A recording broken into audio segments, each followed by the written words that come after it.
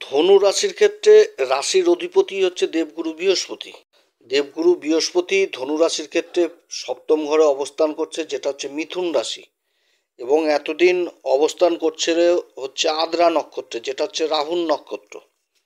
তা আগস্ট মাসের এই 13 তারিখে 2025 দেবগুরু বৃহস্পতি এবার নক্ষত্র পরিবর্তন করছে।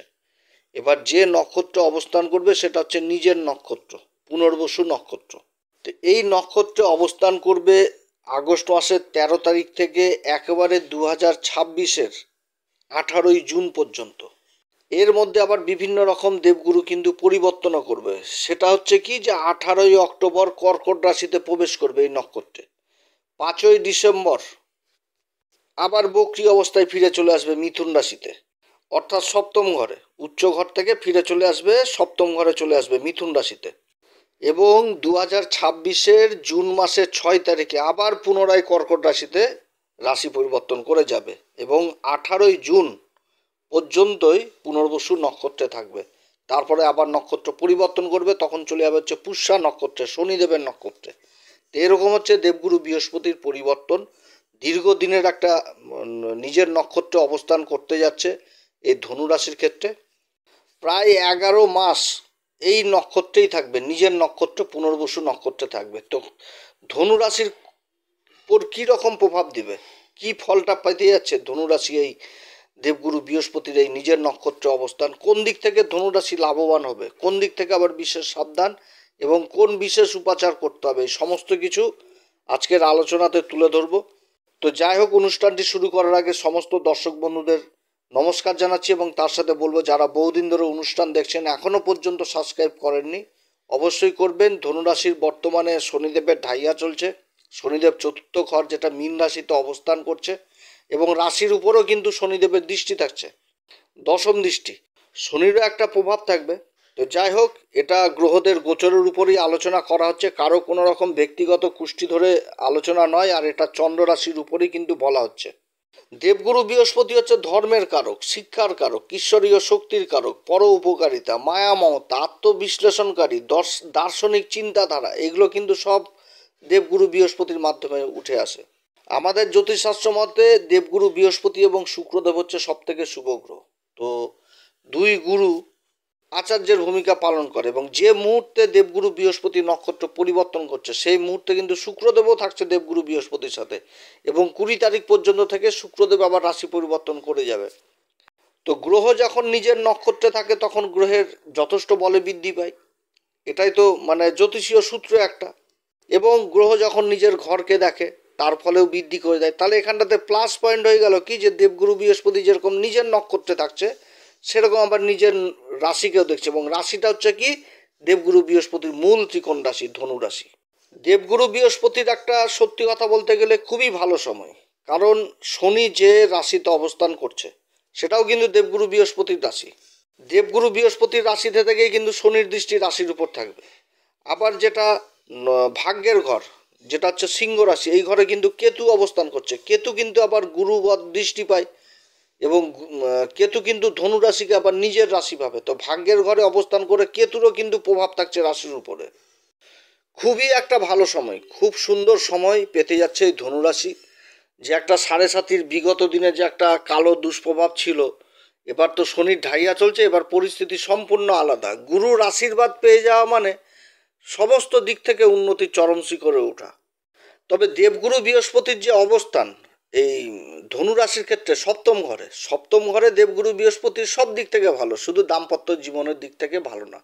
দাম্পত্য জায়গাটাতে একটু ডিস্টার্ব হয়, কারণ গুরু যখন দাম্পত্য জীবনের ঘরে বসবে তখন কি করবে, গুরু তো ধর্মের কথা বলবে, শুধু ধর্মের পথে চলো, ধর্ম করো, ধর্ম সাথে থাকো, এইগুলো জিনিস উঠে আসে, যার জন্য এখানটাতে জ্ঞান জিনিসটা উঠে আসে। যার জন্য না, এই জায়গাটাতে দেবগুরু বৃহস্পতির এই দাম্পত্য জীবনের ঘরে অতটা ভালো ফল দেয় না। হ্যাঁ, তবে দাম্পত্যের কিন্তু কারক হয়ে যায়, এবং নিজের রাশিকে দেখছে। এখানটাতে বহু ধনুরাশির জাতক জাতিকাদের যাদের বিগত দিনে বিবাহ সম্পূর্ণ ছিল না, তাদের বিবাহের যোগাযোগ সম্পূর্ণ হবে, এবং বিবাহ হবে, বাড়িতে মাঙ্গলিক কার্যও হবে, সব দিক থেকে ভালো। কিন্তু দাম্পত্য জায়গাটা কিছুটা থাকলেও ডিস্টার্ব থাকে। তো যাই হোক, সমস্ত কিছুই তুলে ধরবো। এবার যে নক্ষত্রটা পাচ্ছে সেটা হচ্ছে পুনর্বসু নক্ষত্র। পুনর্বসু নক্ষত্র এমন একটি নক্ষত্র, খুবই পবিত্র নক্ষত্র। এর অধিপতি হচ্ছে দেবগুরু বৃহস্পতি এবং এর অধিপতি দেবতা হচ্ছে অদিতি মা। অদিতি মা হচ্ছে কি সূর্যদেবের মাতা। আর এই যে ধনুষ বাণ, এই পুনর্বসু নক্ষত্রের সিম্বল। তো ধনুষ বাণ সূর্য বংশ শ্রীরামচন্দ্রের কাঁধে, আমাদের পরম প্রেমময় প্রভু তারই তো কাঁধে ছিল। তো এখান থেকে অনেক কিছু কিন্তু উঠে আসে। এবং এই নক্ষত্রের যে গুণ, সেটা হচ্ছে কি পুনরায় শুভ্রতা লাভ করা, জীবনে পুনরায় শুভ্রতা লাভ করা, ধন সম্পত্তি, মান সম্মান প্রাপ্তি, এগুলো কিন্তু বুঝায় এই পুনর্বসু নক্ষত্রে। তাহলে নক্ষত্রে এই যে অবস্থান দেবগুরু বৃহস্পতির, এই যে 11 মাস অবস্থান করবে, তো প্রথমে বললাম কি যে পুনরায় শুভ্রতা লাভ। তাহলে কি হবে, যে যে জিনিসগুলো হারিয়ে গেছিল ধনুরাশির জীবনে 7.5 মধ্যে, শনির যে একটা ভয়াবহ দৃশ্য দেখেছিল ধনুরাশি, তো তারা কিন্তু জীবনে আবার সেই সাকসেসের জায়গাটা পেয়ে যাবে। কারণ এই নক্ষত্রে এটাই বুঝাচ্ছে। আর এটা আমার কথা না, এটা জ্যোতিষশাস্ত্রের কথা। এই জিনিসটা কিন্তু উঠে আসছে। এবং সিম্বলটা কি ধনুষবাণ। ধনুষবাণ শ্রীরামচন্দ্রের কাঁধে ছিল। তো এই জায়গাটাতেও কিন্তু অনেক কিছু বুঝায়, যেমন শালীনতা বুঝায়, তারপরে ভদ্রতা বুঝায়, একাগ্রতা বুঝায়, ধৈর্য জিনিসটাকে বুঝায়, ধর্ম জিনিসটাকে বুঝায়। কারণ এটা এমন একটি ধনুষবাণ, আমাদের জ্যোতিষশাস্ত্র বলছে যে এই ধনুষবাণে যে বাণ নিক্ষেপ করা হবে, সেই বাণটা লক্ষ্যভেদ করবে এবং পুনরায় কিন্তু সেই বাণ যেখানটাতে রাখে সেই জায়গাতে এসে থেকে যাবে। অর্থাৎ এই বাণের কিন্তু কোনো সময় শেষ হবে না, লক্ষ্যভেদ করে পুনরায় ফিরে আসবে। এটা এতটাই একটা প্রভাবশালী বাণ।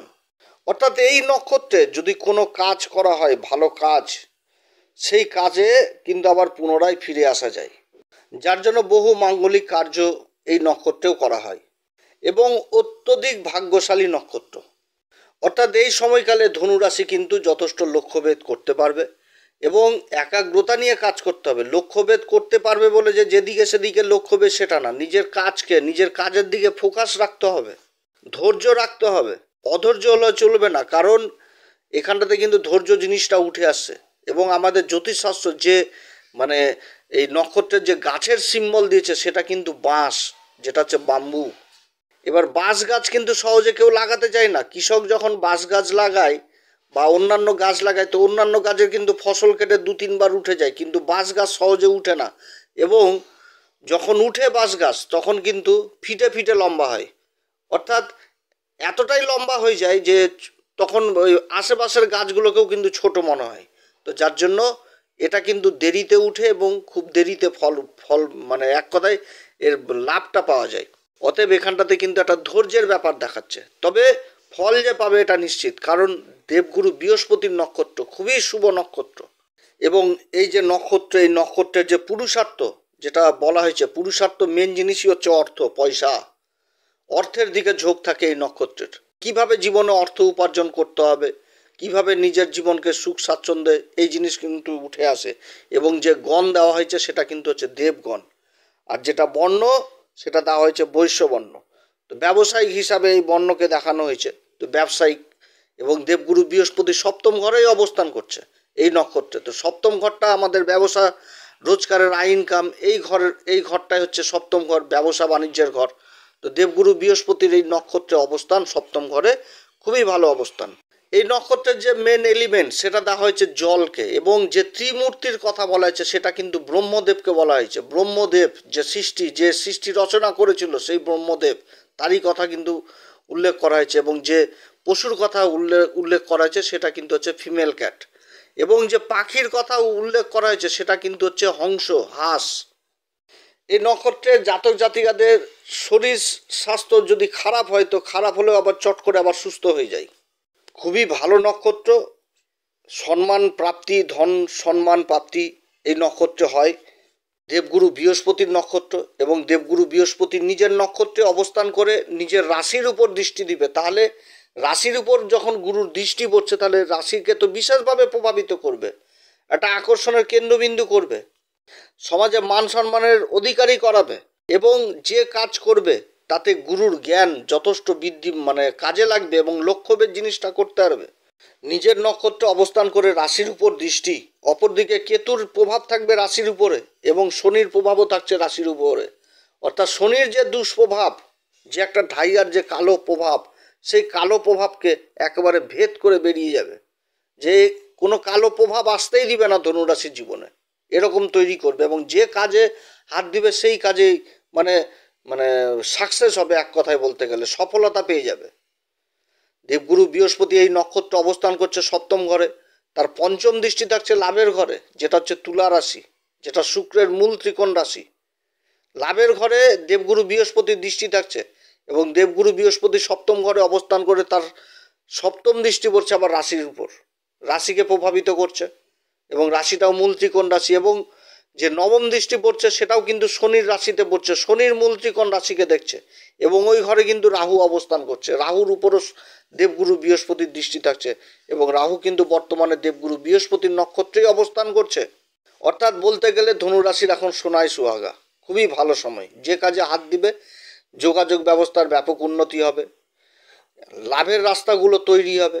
তবে এইখানটাতে কিন্তু একটা জিনিস বুঝাচ্ছে যে যোগাযোগ ব্যবস্থা যেরকম হবে সেরকম কিন্তু এই যে পঞ্চম দৃষ্টিটা পড়ছে লাভের ঘরে, লাভের ঘরটাও কিন্তু গুরুজনদের ঘর, যেটা একাদশ ঘর থেকে আমরা কিন্তু গুরুজন জিনিসটাকে দেখি, বাড়ির বড় ভাই দাদা এগুলোকে দেখায়। তো দেবগুরু বৃহস্পতি যখন এই সপ্তম ঘরে অবস্থান করছে তার দৃষ্টি রাশির উপরে থাকছে, তাহলে গুরুর জ্ঞান কিন্তু এটাও বুঝাচ্ছে যে যে কোনো কাজ করতে গেলে হুডার ডিসিশন নেওয়া যাবে না, কোনো একটা কারো সাপোর্ট চাই। কীরকম সাপোর্ট চাই? বাড়ির গুরুজন ব্যক্তির সাপোর্ট চাই, তার কাছ থেকে কিন্তু নলেজ নিয়েই তোমাকে এগোতে হবে, তাহলে তোমার লক্ষ্যভেদ যথেষ্ট ভালো হবে। অর্থাৎ তুমি কর্মক্ষেত্রে সাকসেস হতে পারবা, এই জিনিসটা কিন্তু বুঝতে হবে। ব্যবসা বাণিজ্যে ব্যাপক উন্নতির যোগ রয়েছে। যারা সোনা চাঁদি, তারপরে পিতল কাঁসা ব্রোঞ্জ এই সমস্ত কাজের সাথে যুক্ত রয়েছেন তাদের জন্য যথেষ্ট ভালো সময় হতে যাচ্ছে। যারা খাবারের কাজের সাথে যুক্ত রয়েছেন সেই দিক থেকেও বিশেষ উন্নতির যোগ রয়েছে। যারা শিক্ষার দিক থেকে জড়িত রয়েছেন তারাও বিশেষভাবে প্রভাবিত হবে, যে কোনো শিক্ষা, ট্রেনার হোক, তারপরে কোচিং সেন্টার হোক, এই সমস্ত কাজে বিশেষ সফলতা। যারা ডকুমেন্টেন্সি কাগজপত্রের কাজের সাথে যুক্ত রয়েছেন, মিডিয়া ফিল্ডে রয়েছেন, সেলসের কাজে যুক্ত রয়েছেন, তারাও বিশেষভাবে এই সময়কালে প্রভাবিত হবে। কর্মক্ষেত্রে বলতে গেলে জয়ের ঝান্ডা লাগাতে পারবে এই সময়কালে, কারণ কেতু কিন্তু ধর্মের ঘরে অবস্থান করছে, এটা কিন্তু সবথেকে প্লাস পয়েন্ট এই ধনুরাশির ক্ষেত্রে। ধর্মের ঘরে যখন কেতু অবস্থান করে তখন কোনোভাবেই কিন্তু চট করে হাঁটতে দেয় না, যতই গভীরে পড়ুক, যতই গর্তে পড়ুক, কেতু যদি ধর্মের ঘরে অবস্থান করে তার জয় নিশ্চিত করে এবং উঠে দাঁড়ায় সেই। তো দেবগুরু বৃহস্পতির এই পুনর্বসু নক্ষত্র, নিজের নক্ষত্র অবস্থান, নিজের নক্ষত্রে গ্রহ যখন অবস্থান করে তখন চারিদিক থেকে ভালো ফল হয়, এবং নিজের নক্ষত্র অবস্থান করেই কিন্তু রাশির উপর দৃষ্টি দিচ্ছে। অর্থাৎ এই সময় লক্ষ্যভেদ যথেষ্ট করতে পারবে নিজের কর্মে। এই সময়কালে ধনু রাশির মধ্যে পরমাত্মার প্রতি পূর্ণ বিশ্বাস থাকবে, ধর্মের প্রতি বিশেষ রুচি আসবে, অন্যায় কাজ বা অন্যায় পথে চলা কিন্তু পছন্দ করবে না, এবং অন্য কেউ যদি অন্যায় কথা বা অন্যায় কাজে চলে তাকেও কিন্তু বাধা দিবে, যে কোনো রকমভাবে অন্যায় জিনিসকে কিন্তু বরদাস্ত করবে না এই ধনুরাশি। এই নক্ষত্রে গুরুর অবস্থান, রাশির অধিপতির অবস্থান, একটুতেই মাথা গরম হবে, একটুতে মাথা গরম করে ফেলবে, কিন্তু আবার চট করে আবার ঠান্ডা হয়ে যাবে। দান ধর্মে খুব বিশ্বাসী হবে এই সময়কালে এই ধনুরাশি, দানের প্রতি বিশেষ একটা আগ্রহ আসবে, এবং কারো বিপদে আপদে পাশে দাঁড়ানোর কিন্তু চেষ্টা করবে। দেবগুরু বৃহস্পতির যে নবম দৃষ্টিটা পড়ছে, নবম দৃষ্টি পড়ছে একদম তৃতীয় ঘরে, তৃতীয় ঘরে পড়ছে। এই তৃতীয় ঘর থেকে কিন্তু বিপদে আপদে কাউকে সাহায্য করা, কারোর পাশে দাঁড়ানো, এই জিনিসগুলো কিন্তু উঠে আসে। তো নবম দৃষ্টিতে কৃপা দৃষ্টি, নবম দৃষ্টি গুরুর দৃষ্টি, এই ঘরগুলো যোগাযোগ ব্যবস্থার ব্যাপক উন্নতি হবে। সমাজে বড় বড় লোকেদের সাথে উঠা বসা হবে। যারা ব্যবসায়িক লাইনে বসে রয়েছেন তারা এই সময়কালে বড় বড় অফার পাবে, যেটা কল্পনার বাইরে হয়ে যাবে। অর্থাৎ 7.5 আর 2.5 যে লস, সেই লস মেকআপ করে লাভের রাস্তায় চলে আসবে। খুব ভালো অবস্থান দেবগুরু বৃহস্পতির এই পুনর্বসু নক্ষত্র অবস্থান। পুনর্বসু নক্ষত্র অত্যধিক ভাগ্যবান, ভাগ্যশালী এই নক্ষত্র হয়। এই নক্ষত্র অবস্থান বহু জাতক জাতিকাদের বিবাহের সম্বন্ধ আসা চালু হবে, এবং বিবাহ হবে, বাড়িতে মাঙ্গলিক কার্য হবে। তবে ধৈর্য ধরতে হবে। ধৈর্য, বিগত দিনে যে কাজগুলো অসম্ভব হয়ে গেছিলো, হচ্ছিল না, সেই কাজগুলো কিন্তু হবে, যেটা বিগত দিনে, এটাও কিন্তু উঠে আসছে। এই নক্ষত্রটাই হচ্ছে সাকসেস পাওয়ার নক্ষত্র, যার জন্য কোনো শুভ কাজ করতে হলে এই নক্ষত্রে করা অবশ্যই উচিত। তো যাই হোক, গুরুর এই অবস্থান, এই নিজের নক্ষত্র অবস্থান, রাশির উপর দৃষ্টি, খুব ভালো সময় হতে যাচ্ছে এই ধনুরাশির ক্ষেত্রে। তা আমি তো আলোচনা করে গেলাম ধনুরাশির সম্পর্কে। হয়তো বহু দর্শক বন্ধু, দাদা, ভাই, বোন, দিদিদের জন্মছক হয়তো অবস্থান খারাপ রয়েছে গ্রহদের, তাহলে তাদের ক্ষেত্রে বলবো অবশ্যই আপনারা কোনো ভালো জ্যোতিষীয় পরামর্শ নেবেন। কারণ এই যে নক্ষত্রে দেবগুরু বৃহস্পতি অবস্থান করবে, এক দুদিনের জন্য নয়, একবারে 11 মাস থাকবে এই ধনুরাশি ক্ষেত্রে সপ্তম ঘরে, একদম রাশির উপর দৃষ্টি থাকবে। এটা কিন্তু একটা স্বর্ণযুগ বলতে গেলে ধনুরাশির ক্ষেত্রে। দেবগুরু বৃহস্পতি অতিচারী ভূমিকায় রয়েছে এবং নিজের নক্ষত্র পেয়ে গেছে, অতএব ফল কিন্তু খুব ভালো পাওয়া যাবে এই সময়কালে। এই সময়কালে কোন উপাচার করবেন? এই সময়কালে অবশ্যই হনুমান চল্লিশা, বজরংবাণ, শ্রীরাম সীতার প্রণাম মন্ত্র সহকারে পাঠ করবেন। কারণ শনির ঢাইয়া চলছে, শনিরও দৃষ্টি থাকছে রাশির উপরে, অতএব শনির কালো প্রভাব থেকে কিন্তু রক্ষা পাওয়া যাবে। তারপর কি, যারা গুরুর দীক্ষা নেননি অবশ্যই গুরুর দীক্ষা নেবেন। যারা গুরু দীক্ষা নিয়েছেন গুরুরকে যথেষ্ট সম্মান করবেন এবং মন্দিরে পূজারীদের পা ছুঁয়ে আশীর্বাদ নেবেন। মন্দিরে পূজারীদের আসন দান করবেন এবং রিকোয়েস্ট করবেন সেই আসনে বসেই যেন পূজা করে। মন্দিরে পূজারীদের ধুতি দান করবেন এবং তার সাথে যে সমস্ত মন্দিরে ভোগ রান্না হয় সে সমস্ত মন্দিরে মিষ্টি কুমড়ার মতন খাবারের বস্তু দান করবেন এবং যে সমস্ত মন্দির অপরিষ্কার অপরিচ্ছন্ন অবস্থায় রয়েছে সেই সমস্ত মন্দিরকে পরিষ্কার করার দায়িত্ব নেবেন। অতএব মন্দিরের কাজে যথেষ্ট সেবা দান করবেন এবং তার সাথে বলবো এই সময়কালে গুরুকে কোনো সময় অপমান করবেন না, কিংবা বাড়ির গুরুজনকে কোনো সময় অপমান নয় বা অপদস্থ নয়, পারলে তাদের কাছ থেকে আশীর্বাদ কুড়িয়ে নেন। সেই আশীর্বাদ কিন্তু কাজে লাগবে এই ধনুরাশির। খুবই একটা ভালো সময়, এটা বলতে গেলে ধনুরাশির ক্ষেত্রে একটা স্বর্ণযুগের থেকে কম নয়। এত সুন্দর যোগ তৈরি হচ্ছে দেবগুরু বৃহস্পতির এই পুনর্বসু নক্ষত্রে অবস্থান। তো যাই হোক, অনেক কথা আলোচনা করলাম, আপনারা সবাই ভালো থাকেন। যদি এই পরামর্শ সত্যিই ভালো লাগে তাহলে নিজের ভেবে এই অ্যাস্ট্রো বাংলা চ্যানেলকে অবশ্যই সাবস্ক্রাইব করবেন, পাশে থাকবেন। আগামী দিনে বহু ভিডিও ধনুরাশি সম্পর্কিত আমাদের চ্যানেলে আপলোড দেওয়া হবে। যারা জ্যোতিষী সংক্রান্ত বিষয়কে ভালোবাসেন, গুরুত্ব দেন, ইন্টারেস্টেড, আশা করছি তারা বিশেষভাবে উপকৃত হবেন। নমস্কার, ধন্যবাদ।